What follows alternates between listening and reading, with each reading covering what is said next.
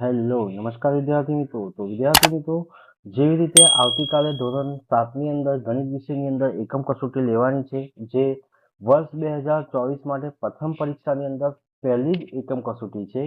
એ એકમ કસોટી આધારિત આપણે ધોરણ 7 વિષય ગણિતના પ્રશ્ન બેંકનું આપણે સોલ્યુશન કરીશું વિદ્યાર્થી મિત્રો. તો સૌથી પહેલા આપણી પાસે છે નીચે આપેલા પ્રશ્નો એક છે. નીચે આપેલા વિકલ્પોમાં યોગ્ય વિકલ્પ પસંદ કરીને ઉત્તર આપો. કેટલા ગુણના પ્રશ્નો પૂછવાના છે? 2 ગુણના છે. પહેલો જ ક્વેશ્ચન છે આપણી પાસે -15 ભાગ્યા -5. તો આની આપણે જો ગણતરી કરીએ વિદ્યાર્થી મિત્રો, બંને સંખ્યા કઈ છે ભાઈ? ઋણ પૂર્ણાંક સંખ્યા છે અને ભાગાકાર કરીએ તો 5 તરી 15. તો આપણી પાસે સાચો ઓપ્શન આવે છે ઓપ્શન એ, એટલે કે 3 સાચું છે. ત્યારબાદ બીજો પ્રશ્ન છે -5 વત્તા 5 ખાલી જગ્યા -2 વત્તા -2. તો -5 વત્તા 5 એટલે કે 0 થશે અને -2 વત્તા માઇનસ એટલે કે માઇનસ માઇનસ શું થશે? પ્લસ થશે. તો વિદ્યાર્થી મિત્રો, આપણને ખબર છે કે અહીંયા 0 આવશે અને અહીંયા -4 આવશે. તો આપણી પાસે જો સાચો ઓપ્શન વિદ્યાર્થી મિત્રો જોવા જઈએ તો ઓપ્શન ડી આવે છે. કેમ? કેમ કે માઇનસ કરતા 0 સંખ્યા કેવી છે?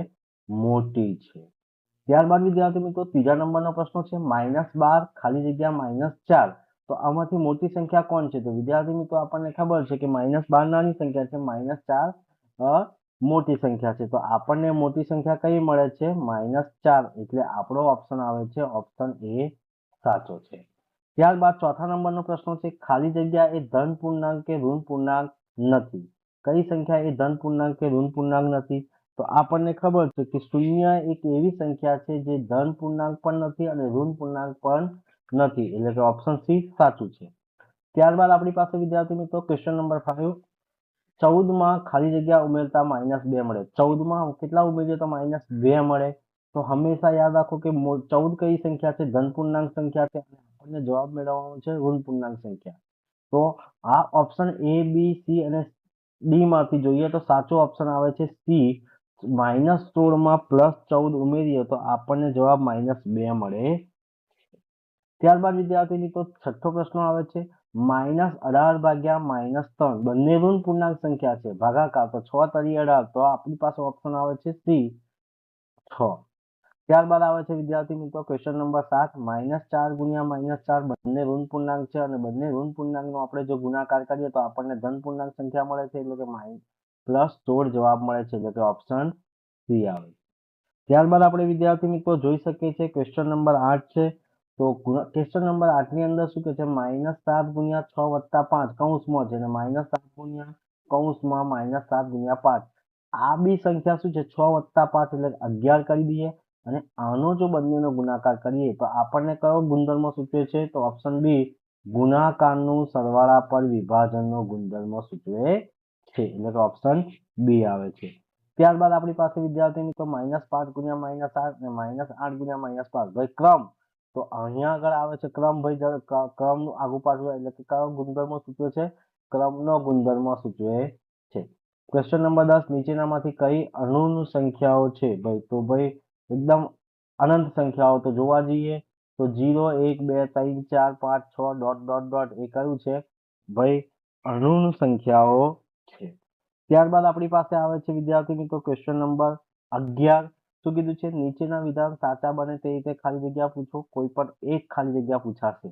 પહેલો જ છે 11 નંબર 9 ગુણ્યા 6 ગુણ્યા -4 બરાબર 9 ગુણ્યા કૌંસમાં મોટા કૌંસમાં 6 ગુણ્યા -4 એ પૂર્ણાંક નો ગુણાકાર વિશેનો કયો ગુણધર્મ સૂચવે છે વિદ્યાર્થી મિત્રો? તો અહીંયા જૂથનો ગુણધર્મ, એટલે કયા આવશે? અહીંયા જૂથના ગુણધર્મનું પાલન કરે છે. ત્યારબાદ આવે છે 12મો પ્રશ્ન -5 વત્તા 8 વત્તા 4 કૌંસમાં બરાબર -5 વત્તા 8 વત્તા 4 એ પૂર્ણાંકનો સરવાળા વિશે કોનો ગુણધર્મ સૂચવે છે વિદ્યાર્થી મિત્રો? તો અહીંયા પણ આપણને જૂથનો ગુણધર્મ સૂચવે છે. 13મો પ્રશ્ન છે -3 ગુણ્યા -7 બરાબર -7 ગુણ્યા -3 એ પૂર્ણાંકોનો ગુણાકાર વિશે ખાલી જગ્યા ગુણધર્મ સૂચવે છે. તો જવાબ છે વિદ્યાર્થી મિત્રો કોનો ગુણધર્મ સૂચવે છે? ક્રમનો ગુણધર્મ સૂચવે છે. 14મો પ્રશ્ન છે -5 વત્તા -8 બરાબર -8 વત્તા -5 એ પૂર્ણાંકનો સરવાળા વિશે ખાલી જગ્યા ગુણધર્મ સૂચવે છે. તો અહીંયા પણ વિદ્યાર્થી મિત્રો આપણને શાનો ગુણધર્મ, ક્રમનો ગુણધર્મ સૂચવે છે. 15મો પ્રશ્ન છે, ખાલી જગ્યા ઋણ સંખ્યાઓનો ગુણાકાર ધન સંખ્યા મળે છે. તો આપણને જવાબ છે 6. કેટલા? 6 ઋણ સંખ્યાઓ -3 ગુણ્યા -3 એટલે ધન પૂર્ણાંક, -3 ગુણ્યા -3 એટલે ધન પૂર્ણાંક, -3 ગુણ્યા -3 એટલે 6 ઋણ પૂર્ણાંકનો ગુણાકાર આપણને ધન મળે છે. તો ત્યારબાદ આપણી પાસે વિદ્યાર્થી મિત્રો -8 વત્તા 9 એટલે કે કેટલા થશે? 8 ને 9 કેટલા થશે ભાઈ? 17. તો +17 મળે છે. ત્યારબાદ આપણને વિદ્યાર્થી મિત્રો 5 ઋણ પૂર્ણાંકોનો ગુણાકાર આપણને શું મળે છે વિદ્યાર્થી મિત્રો? તો ઋણ પૂર્ણાંક મળે છે. 18મો પ્રશ્ન છે, એક ઋણ પૂર્ણાંક અને એક ધન પૂર્ણાંકનો ગુણાકાર આપણને ઋણ પૂર્ણાંક મળે છે. ત્યારબાદ ખાલી વિદ્યાર્થી મિત્રો 19મો પ્રશ્ન છે, ખાલી જગ્યાએ ગુણાકારના તટસ્થ સંખ્યા છે. તો કોણ છે વિદ્યાર્થી મિત્રો? 1. 1 એ શું છે? ગુણાકાર માટેની તટસ્થ સંખ્યા છે. ત્યારબાદ 20મો પ્રશ્ન છે, ખાલી જગ્યાએ સરવાળા માટે તટસ્થ છે. તો વિદ્યાર્થી મિત્રો 0 એ સરવાળા માટે શું છે? તટસ્થ સંખ્યા છે.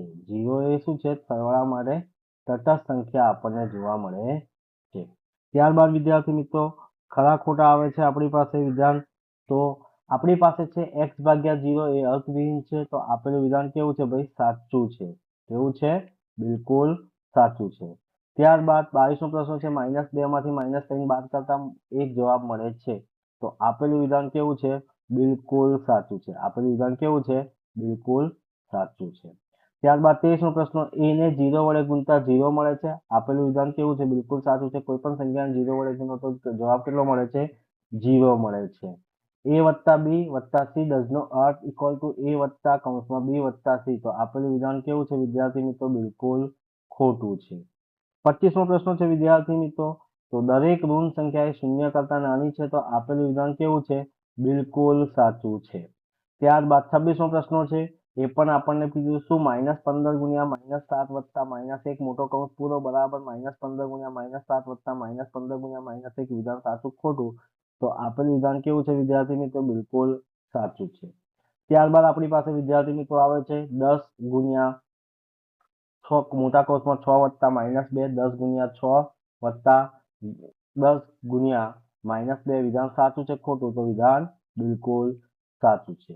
ત્યારબાદ વિદ્યાર્થી મિત્રો પ્રશ્ન 1 આવે છે, નીચેના દાખલા ગણો. તો આપણને પૂછ્યું છે નીચેના દાખલા ગણવાનું કીધું છે. પહેલો પ્રશ્ન છે પૂર્ણાંક સંખ્યા. તો પૂર્ણાંક સંખ્યા એટલે એવી સંખ્યા જે પૂર્ણ હોય છે, પૂરેપૂરી હોય છે. અહીંયા શું છે? -12 બરાબર 132 છે. તો વિદ્યાર્થી મિત્રો આપણને આગળ જવાબ કેટલો આવે છે? -11 આવે છે. કેટલો આવે છે? આપણી પાસે જવાબ કેટલો આવે છે?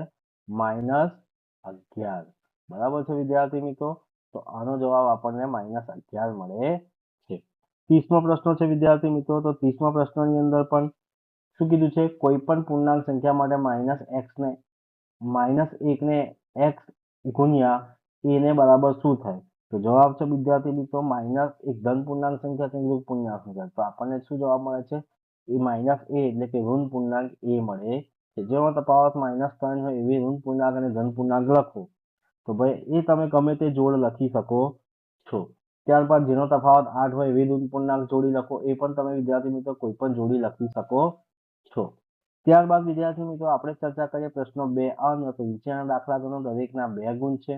તો આપણને વિદ્યાર્થી મિત્રો કુલ કેટલા દાખલા આપ્યા છે? 1 2 3 4 5 6 7 8 9 10 11 દાખલામાંથી આપણે વિદ્યાર્થી મિત્રો કેટલા દાખલા ગણવાના છે? 2 ગણવાના છે.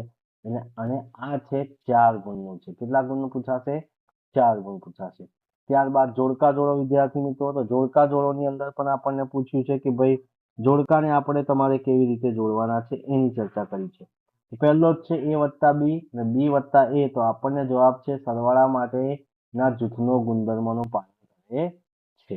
બીજો છે આપણને તો a વત્તા કૌંસમાં b વત્તા c કૌંસ પૂરો બરાબર a વત્તા b કૌંસ પૂરો વત્તા c. તો આનો જવાબ આવે છે ઓપ્શન ઈ આવે છે.